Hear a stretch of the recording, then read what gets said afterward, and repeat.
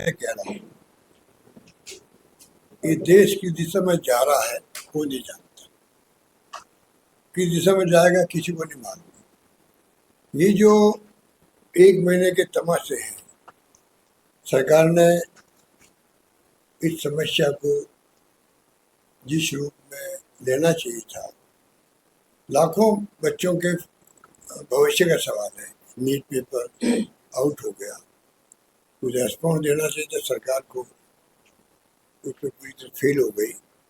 आंदोलन शुरू हो गए, भूख हड़ताल लोग बैठ गए 15-20 दिन तक, और सरकार का कोई नुमाइंदा, चाहे सरकारी हो चाहे वो मंत्री हो, कोई जाके मिले ही नहीं, उससे बात भी नहीं करे। तो आप चाहते क्या हो? राहुल गांधी लगातार जब से घटना हुई तब से इसमें मांग रहे हैं धर्मेंद्र प्रधान जी से, कोई जवाब नहीं, सरकार का रिएक्शन भी नहीं। तो ये जो हालात बने हैं आज, वो बहुत दुखद है और बहुत ही अनफॉर्चुनेट है कि नेता प्रतिपक्ष को, चाहे वो लोकसभा के हैं चाहे राज्यसभा के हैं, राहुल जी को, खड़गे साहब को, अनेकों सांसद भी है, प्रियंका गांधी जी भी है, उनको बैठना पड़े पीएम हाउस के सामने। इससे बड़ा दुर्भाग्य क्या होगा? आप सोच सकते हैं कि देश दुनिया में क्या मैसेज जा रहा है। प्रधानमंत्री मोदी जी क्लेम करते हैं दुनिया का सबसे बड़ा लोकतांत्रिक मुल्क हमारा है। क्या क्या क्लेम नहीं करते हैं, सब जो दावे करते हैं जाके विदेश में घूम घूम के, उन सब की पोल खुल चुकी है इस देश के अंदर जिस प्रकार का व्यवहार सरकार कर रही है। और हालात बहुत गंभीर है। जो आक्रोश फूट पड़ा है पब्लिक के अंदर, नौजवानों के अंदर, छात्रों के अंदर, वो सरकार जो सोच रही असेसमेंट कर रही है उससे कई गुना अधिक है। इसको समझना पड़ेगा सरकार को। अगर सरकार का कोई लोकतंत्र विश्वास बचा थोड़ा बहुत भी, तो समझना पड़ेगा कि आक्रोश बहुत भयंकर है। ये जो कल दिल्ली में हजारों बच्चे इकट्ठे हो गए पूरे देश भर के, जिस प्रकार लाठीचार्ज हुआ, बेरहमी से पीटा गया लड़कियों को भी लड़कों को भी, बच्चे भी छोटे उम्र के भी थे, पर जिस प्रकार पुलिस ने नारदरशाही तरीका अपना करके जो कुछ भी पिटाई का जो तरीका अपनाया, अगर आप दृश्य देखेंगे तो आप समझ जाएंगे कि उनकी मंशा किस प्रकार की रही होगी, या क्या उनको आदेश मिले होंगे सबक सिखाने के। ये समझ के परे हैं। आंसू गैर के गोले छोड़ दिए, पिटाई कर दी। तो कई पूरे आंदोलन में कई तरह के रहस्य भी हैं। कल मैं देख रहा था कि जो बैरिकेड लगे हुए उनको पुलिस खुद ही हटा रही है। जो सीसीटीवी कैमरे लगे हुए थे उनको हटाया जा रहा है। ये एक नया तरीका निकाला पुलिस ने कि हटाने का कारण क्या है। जब आंदोलन चल रहा है, बैरिकेडिंग तो और स्ट्रॉन्ग करते, स्ट्रेंथन करते, हटा क्यों गए? और जब जो प्रदर्शनकारी थे, प्रदर्शनकारियों ने पूछा पुलिस को आप ये हटा क्यों रहे हो, तो उन्होंने कहा कि जो हमें उम्मीद थी उससे अधिक लोग आ गए हैं, युवा लोग आ गए हैं, इसलिए हम जो स्पेस करने के लिए हटा रहे हैं। एक अजीब बात सुनने को मिली कि स्पेस बनाने के लिए बैरिकेडिंग हटाए जा रहे हैं। इतिहास में मैंने पहली बार देखा इस प्रकार को जवाब मिलेगा। ये अभी तक रहस्य बना हुआ है, कुछ डिस्कशन में आ रहा है पॉइंट, पर समझ के परे कि किस प्रकार से स्पेस बनाने के लिए हटाए गए। जो प्रोटेस्ट करने वाले लोग हैं, जैसे प्रदर्शनकारी, उनका मानना है कि ये जानबूझ के हटाए गए जिससे कि हम जब आगे जो पुलिस का प्लान था या क्या था वो तो पुलिस वाले जाने, पर जिस प्रकार का तरीका अपनाया गया लाठीचार्ज का, बदनाम करने के लिए आंदोलन को, या जो मार्च निकाला उसको, कि क्योंकि पार्लियामेंट तक पहुंच गए थे इसलिए हमने लाठीचार्ज कर दिया, आंसू गैर के छोड़ दिए। ये जस्टिफाई करने के लिए तरीका हो सकता है। ये जो लोग फीडबैक दे रहे हैं उसमें ये फीडबैक आ रहा है। अगर इस प्रकार के हथकंडे अपनाए जाएंगे तो आप सोच सकते हो क्या होगा डेमोक्रेसी का। वैसे आक्रोश जो है वो जो फूट के सामने आया है, जो छात्र छात्राएं और युवा लोग जो कमेंट दे रहे हैं मीडिया के सामने, अनेकों कमेंट्स एक से मिलेंगे आपको किस प्रकार के हालात देश में है। लोकतंत्र नाम की चीज नहीं रही है, सुनवाई नहीं हो रही है, किन के पास आगे क्या शिकायत करें, कोई क्षेत्र में सुनवाई नहीं हो रही है, शिकायत भी नहीं हो पा रही, किसी शिकायत किससे करें। ये जो हालात बने पूरे कंट्री के अंदर, वो आक्रोश था इसलिए पूरे मुल्क के राज्यों से दूर दूर से, कई जगह तो माँ बाप की इच्छा के विरुद्ध बच्चे आए और भाग लिया उन्होंने आंदोलन के अंदर। तो आज राहुल जी और खड़गे साहब और सब लोग बैठे हैं, अब जाके मंत्री कभी जाके बुला रहे हैं आंदोलनकारियों को, कभी जाके मिल रहे हैं। आज अचानक भेज दिया गया मंत्री जी को मिलने के लिए राहुल जी से। ये नौबत क्यों आई, ये तो सरकार को सोचना पड़ेगा। मेरा मानना है कि ये गुस्सा जो है ये तो बहुत बड़ा इश्यू है छात्रों का, एग्जाम का, पेपर लीक का, तो बाकी जो बेरोजगारी देश में फैली है, महंगाई की स्थिति अलग है, और जिस प्रकार से एजेंसियों पे कब्जा हो गया है, जुडिशरी दबाव के अंदर है, इलेक्शन कमीशन का पता नहीं वो क्या करेगा आने वाले वक्त के अंदर, निष्पक्ष चुनाव कभी हो पाएंगे नहीं हो पाएंगे। अभी से वोट चोरी होने लग गई है, SIR के नाम से वोट, लाखों वोट वंचित हो रहे हैं वोट देने से। उनको कहा जा रहा है जी कोई बात नहीं, अगली बार वोट देना आप तो। ये जो नौबत आ रही देश में, ये बहुत डरावनी है।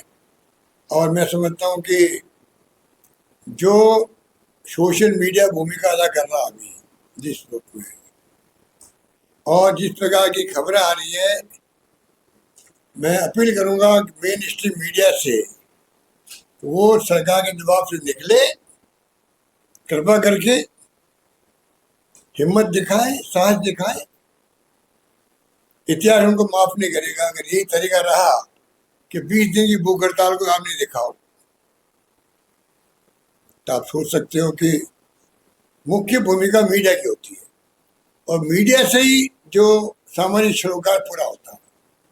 मीडिया से ही मालूम पड़ेगा कि जनता क्या चाहती है, क्या समस्या है, उनके जड़ में क्या है। तो मीडिया जिस प्रकार का बिहेव कर रहा है, जो मेन स्ट्रीम मीडिया है, वो मैं समझता हूँ लोगों में उसको लेके आक्रोश है। कल छात्रों ने पूछ लिया, युवाओं ने पूछ लिया, आप लोग क्यों आ रहे हो, आप तो हमारे खिलाफ हो, आप तो खुद ही मीडिया कहलाते हो। ये नौबत नहीं आनी चाहिए।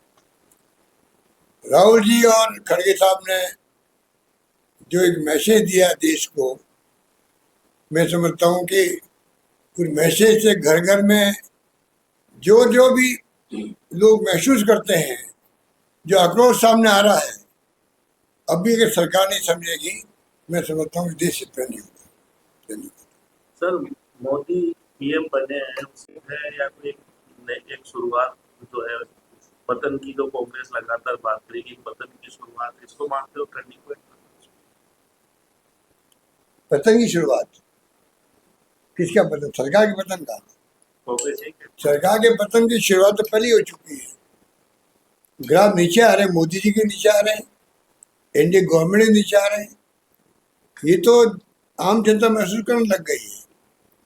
पर ये कि एक ऐसा मुद्दा मिला है अभी जिसमें लाखों बच्चे इन्वॉल्व हैं, और सरकार की शिक्षा नीति की धज्जियां उड़ाई राहुल जी ने, जो कोटा में और देहरादून में जो छात्रों का जो प्रोग्राम किया, उससे मैं समझता हूँ पूरी तरह देश समझ चुका है कि ये एक प्रकार से एग्जाम के माध्यम से भी और कोचिंग क्लासेज के माध्यम से भी एक लूट का धंधा बना हुआ है, जिसमें लोगों के परिवार की हालत अच्छी नहीं है। अगर मान लीजिए आर्थिक रूप से, तब भी उनको बच्चों के हित में कर्जा लेके पढ़ाना पड़ता है। जो आंकड़े दिए राहुल जी ने, कितना रेवेन्यू हो रहा है इससे, कितना खर्च हो रहा है, पूरा एक्सपोर्ट करके रख दिया उन्होंने सबके सामने। तो ये तमाम सरकार पूरी तरह एक्सपोर्ट हो चुकी है। सर, पेपर लीक बहुत बड़ा मुद्दा, लेकिन कोई ऐसा करना आपके हिसाब से क्या ऐसा होना चाहिए? देखिए, हमने जो यहाँ पे जो कानून पास किया था, जिसमें 10 करोड़ रुपए मेरे ख्याल पेनल्टी थी, आजीवन कारावास था और उनकी संपत्ति अटैच करने की थी, जो पेपर लीक में भागीदार बनेंगे। ये मॉडल बनाया हम लोगों ने, केंद्र सरकार को उस पर विचार करना चाहिए था। वो तो कुछ रिएक्शन दे ही नहीं रही है। दुर्भाग्य इस बात का है कि आप क्या कहना चाहते हैं। पेपर लीक का विपक्ष के लोग या छात्र लोग या वो कांग्रेस जनता पार्टी बनी है, उनके जो साथी हैं, वो सब जो मामला उठा रहे थे बहुत दृढ़ता के साथ में, आपने उसकी परवाह नहीं करी। आपने किसी मंत्री को भेजना उचित समझा बातचीत के लिए, स्टेटमेंट तक नहीं आए सरकार के। ये इसको हम क्या संकेत मानते हैं? सबसे बड़ी तकलीफ देशवासियों को, युवाओं को, छात्रों को ही हो रही है कि भाई आप विपक्ष का जवाब नहीं दे रहे हो, हमारी भावना समझ नहीं पा रहे हो, तो हम किसके पास जाएंगे? सरकार की बहुत बड़ा ब्लंडर सरकार ने किया है, उसका नतीजा ये भुगत रहे हैं, भुगतना पड़ेगा आगे भी। सर, राहुल गांधी जी ने ये किया है और देशवासियों से अपील की है कि ज्यादा से ज्यादा तो ऐसा देखा जाए कि राजस्थान से आप लोग जाएंगे और बड़ी तादाद में शामिल होंगे, तो कब तक आपको लग रहा है कि धरना चलेगा? ये तो आप राहुल जी से पूछो कि राहुल जी कब तक धरना चलाने की बात मुझे कैसे मालूम? जयपुर में प्रदेश की भी धरती का पर उनकी भावना समझो, देशवासियों का आह्वान क्यों कर रहे हैं? ये तो एक मैसेज होता है देशवासियों को कि हम यहाँ बैठे हुए हैं, कोई जरूरी नहीं सब फिजिकल तरीके से जाए वहां पर। उनकी भावना है, उनका आक्रोश है।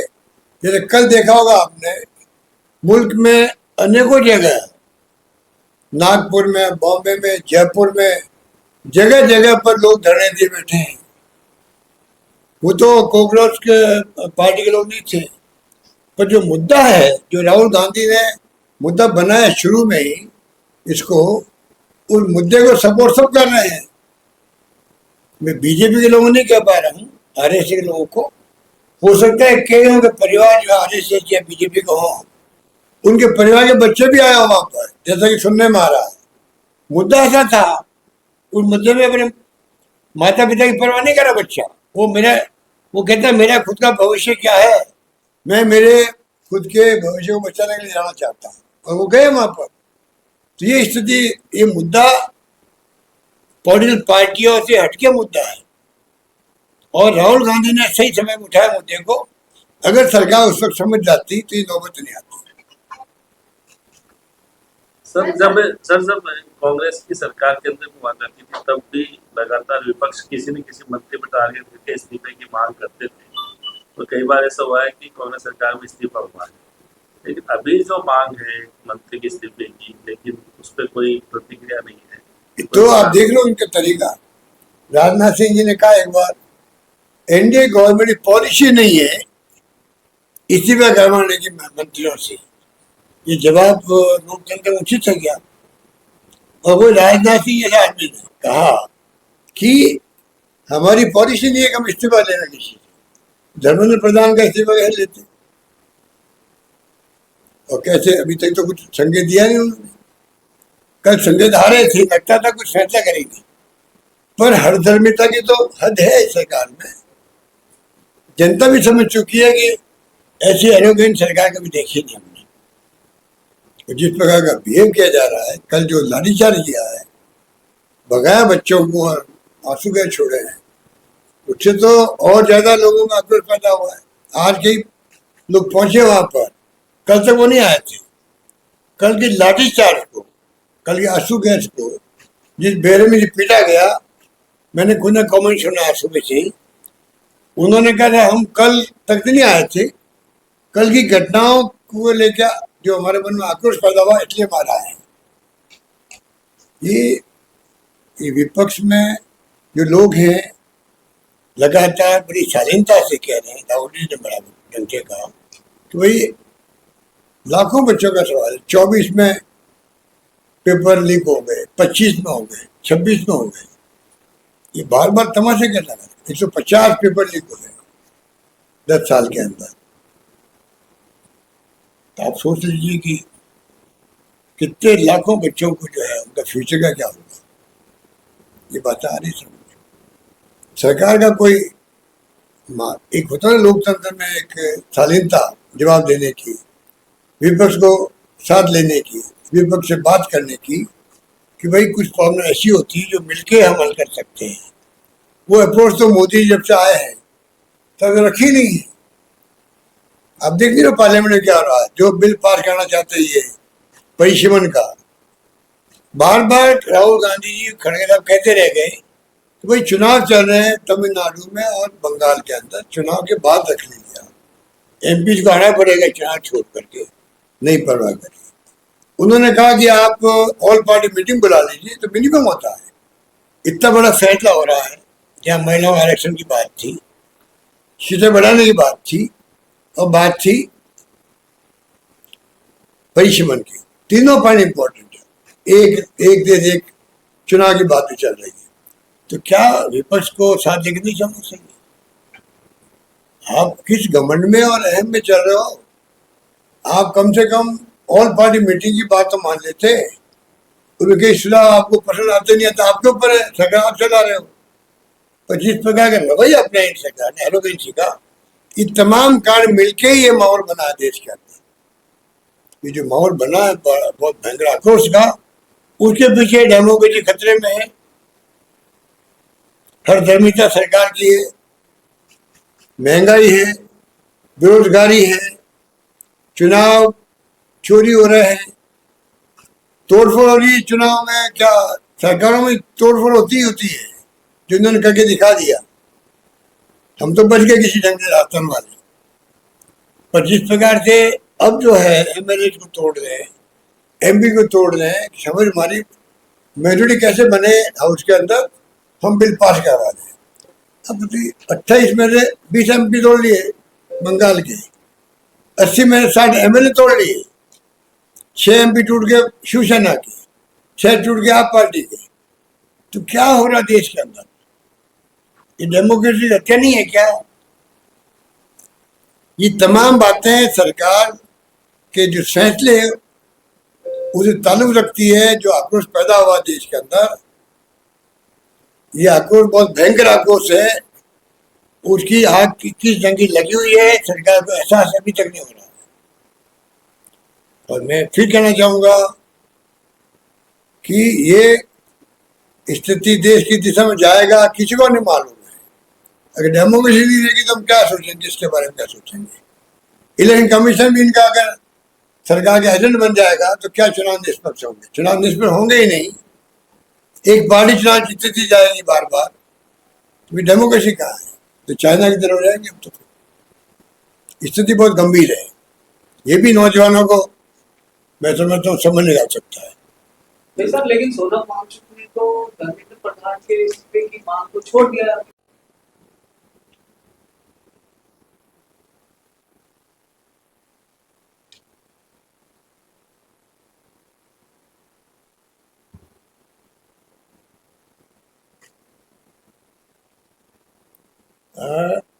क्या कह रहा है वांगचुक तो गुलबरदार कर रहे हैं वांगचुक साहब जो है, बहुत ही छोड़ दिया उन्होंने। पहले उनको जोधपुर जेल में डाल दिया 2-3 महीने, और वो धरना समर्थन बैठे थे नहीं, वो इस्तीफे की मांग छोड़ दी उन्होंने। सीजेपी के। उन्होंने इस्तीफे की मांग छोड़ दी कि धर्मेंद्र प्रधान का जो इस्तीफे जिसको लेकर आंदोलन शुरू हुआ वो तो छोड़ दी उन्होंने। देखिए कल जो गेम खेला गया है ना, आप जो कह रहे हो मैं समझ रहा हूँ बात को। कल जो गेम खेला गया होगा सरकार की तरफ से, मेरा अंदाजा है उसमें सब कंफ्यूजन पैदा करने का गेम था। भाई कोई ना, उन्होंने मांग नहीं छोड़ी कोई। उनके एक्स अकाउंट से शेयर किया है, 3 नई मांगे उसमें ये नहीं। मैंने कह दिया आपको, कल जो गेम खेला गया, गेम खेलने के तरीके होते हैं, उसमें तरीका ये भी अपनाया गया कि कंफ्यूजन पैदा कर दो तो मांग छोड़ दी गई। उनकी पत्नी नहीं कह रही है, वो खुद नहीं कह रहे हैं, तो मैं कैसे मानूं इस बात को? सर हाईकोर्ट के निर्देश के बाद अब सरकार चुनाव को अभी तैयार प्रदेश के साइकिल पर प्रदर्शन कर रही है। प्रदेश कर रही है, तो आप समझ लो हर जिला मुख्यालय में हो रहा पूरे देश के अंदर। तो जनता में ये माहौल बन चुका है कि भयंकर आक्रोश है और सरकार की हरदर्मिता है। अब सरकार आगे आगे समझना चाहिए, कोई फैसला कर नहीं पा रही है, और जनता को विश्वास खत्म हो चुका है ये कुछ फैसला कभी करेंगे। चुनाव बीजेपी कराने कह रही के है लिए सर, कोर्ट को बोलना पड़ रहा है सर। चुनाव कराने के लिए कोर्ट को बार बार कहना पड़ा। कोर्ट के निर्देश कितनी बातें बोले आपके सामने बोलो, आप मीडिया के मित्रों, क्या क्या बोले हैं।